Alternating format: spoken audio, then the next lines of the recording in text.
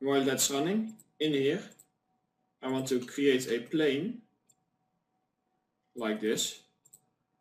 Let's set the plane on 0, 0, 0, the X, Y, and Z. Let's set the segments to 1. And let's set the length to 140 by 140. Like this. And I just want to export this. And let's just call this plane. Just export it. Press yes, done. Now we can remove it. And this will just add something to the scene when we add a plane. And then we have this material, let's call it plane also. I want to add this to here. I want to fill on set the gloss and the intensity. And I just want to give it a little bit of a blue tint.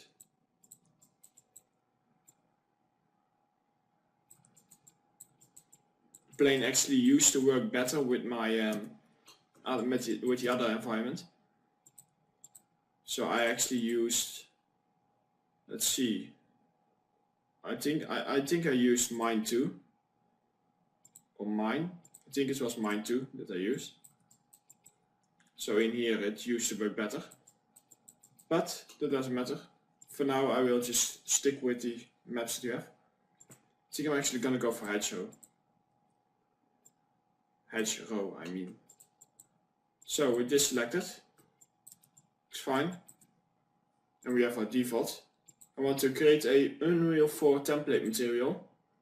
The reason I do this is because Unreal 4 supports the metallic and roughness workflow.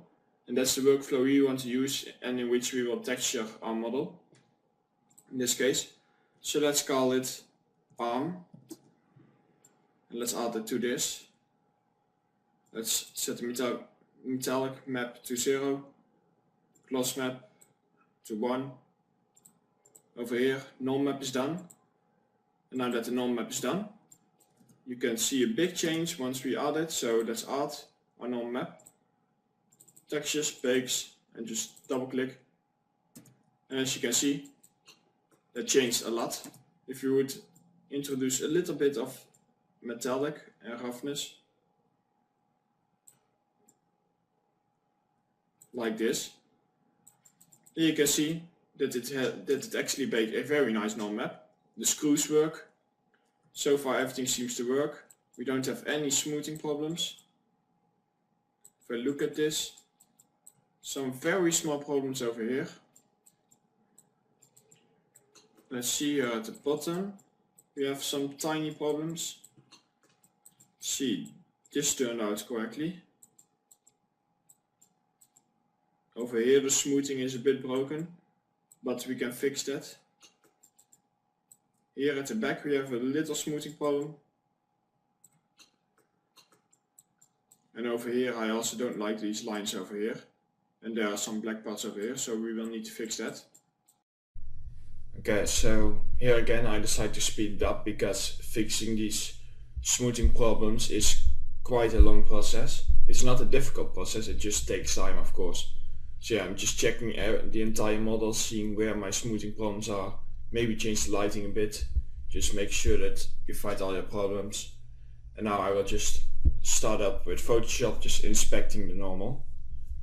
And over here I can see like those very quick changes in normal color, which I don't want. So I'm just going to Trees Max. I'm just searching where my UV is located, which is over there. So yeah, I often just go into Max just to preview where my UVs are located, so that I can of course know what I'm doing. And I decided for this one I just ended up fixing it by painting it out. I'm not doing this final yet, so I'm just using the stamp tool to paint this out. But it is just a test because of course I want to rebake my model a few times, so leave that for last. You will see me also doing that for the last. So I'm first just fixing vertex normals on these sides. So I just wanted to get normal from vertex like we used before, and also here in the center. So just the same get vertex normal technique. So now I am just previewing here on the side why that we have those jagged places. So I'm just exporting my model. And do the same, if you change vertex normals, do the same for the low poly and the final, because it needs to be exactly the same in both of them. So if you do this on the final model, change the vertex normals, also do it on the low poly. That's very important, because else if you rebake it, it just won't work. So I'm just doing the exact same process I did on the final model on the low poly. Over here I am placing a few segments to see if that matters with the baking. It ended up not mattering. It ended up that it didn't matter. So just, you don't need to do this because I will remove it again. But yeah, this is just me going over the problems, seeing if I can quickly fix them. I'm just lowering my resolution to 2048 to speed up the baking process. So yeah, for the rest I'm just inspecting non-map, seeing what else needs to be done. For example, here in the center, those cylinders, what we want to do with those is we want to select all of them, and then we want to detach them, because they are giving vertex smoothing problems. So I will be just selecting all the cylinders on all those faces, and I will be detaching them, because if you detach something, it will cancel out the smoothing and it just will ignore it, which we want. So yeah, just select all the faces of the inner cylinders, detach it, and then retach it again, but do not weld the vertices once you retached it. That is basically it. So here, as you can see, we will be doing that now. I just throw on the smoothing modifier and I detach it.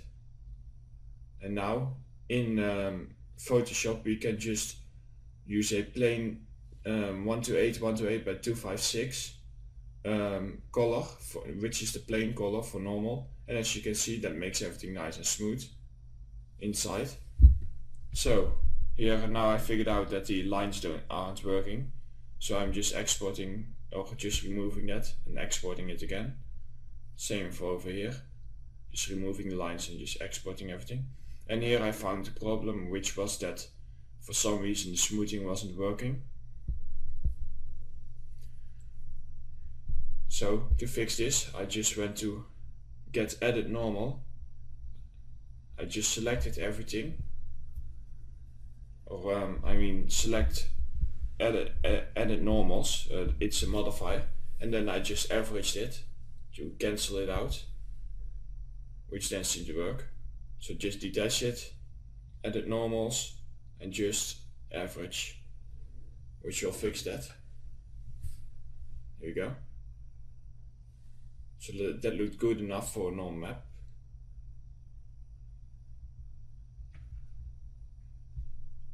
So for the next thing that I want to do is, let me check, I'm just checking everywhere. I saw a few problems over there at the back and here at the bottom. The normal maps are looking pretty good, nice and smooth, it's not too much problem. But over here I forgot to place a bevel. So I just placed a small bevel, as I said, to support your faces, which I will be doing.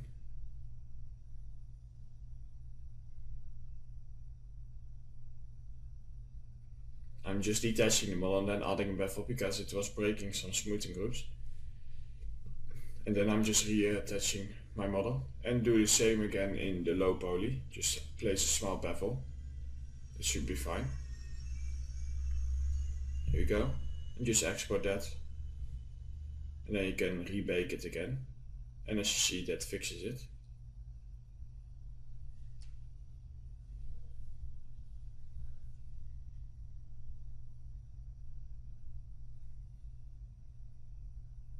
I'm now just checking different size.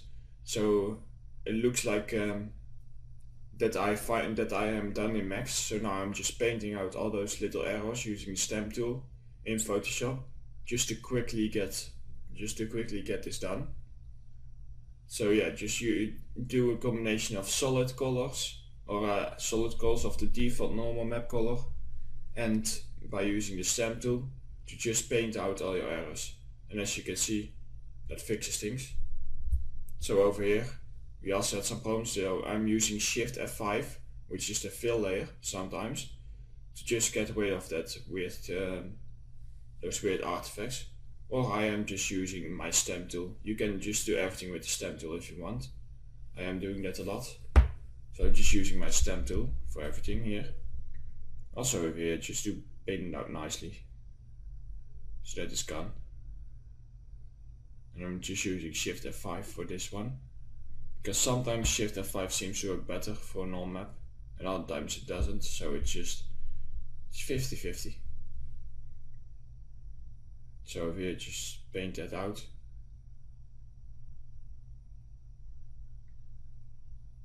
And now I'm just trying to change the bottom, which I end up needing to do in here.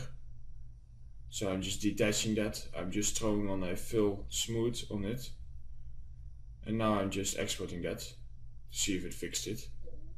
And I'm just removing one bevel, exporting it again, rebaking, and that seemed to fix it. So that works fine again. But of course, because I did that, I now might need to redo all my painting work again.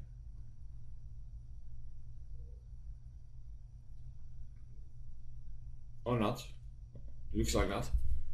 Of course, by narrating I can't remember every single step I did. But yeah, over here I'm just going into Max. I'm just checking where the arrows are in the UV, and I'm just trying things out, like for example removing the edge to see what that does, and that didn't work, so I just left it. And over here I found out that these sides are corresponding with the other side, so I'm just trying to cancel out all the rapid color changes in here. Like this, and I'm just rebaking it.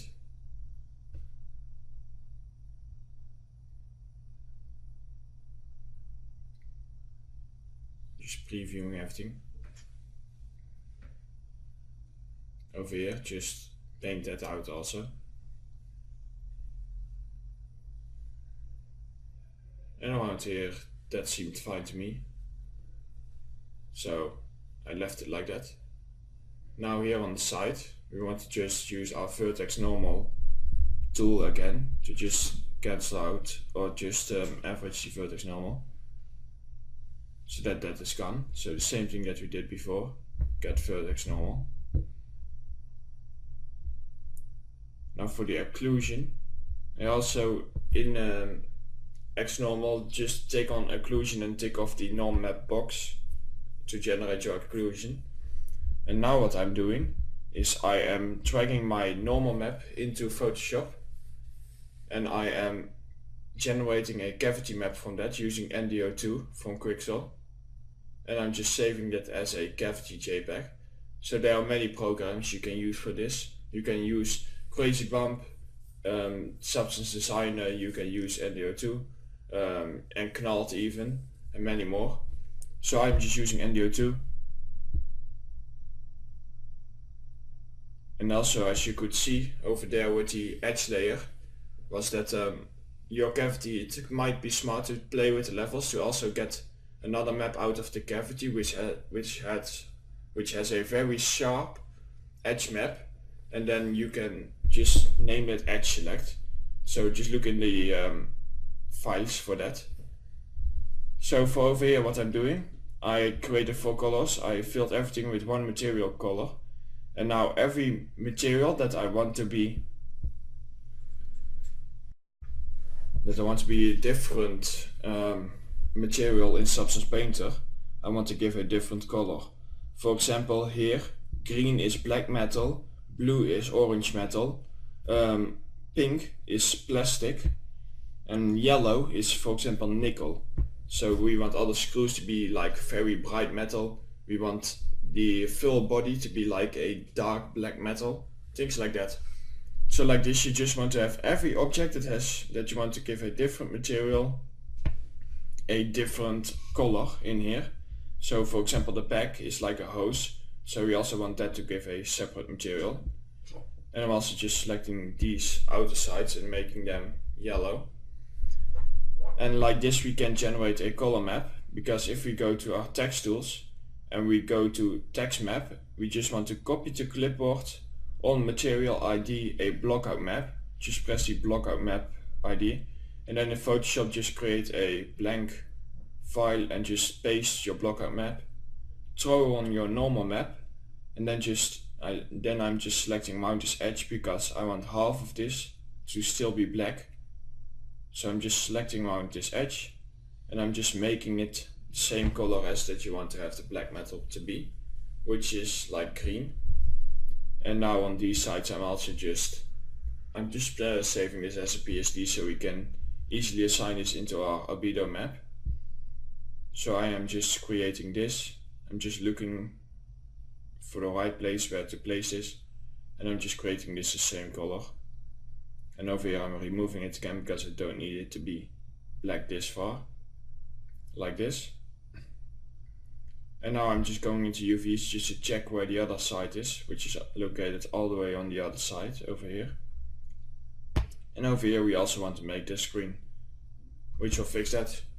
So now the maps are done, and now we can start doing everything in Substance Painter, I think. So I will just be going back to our normal time again.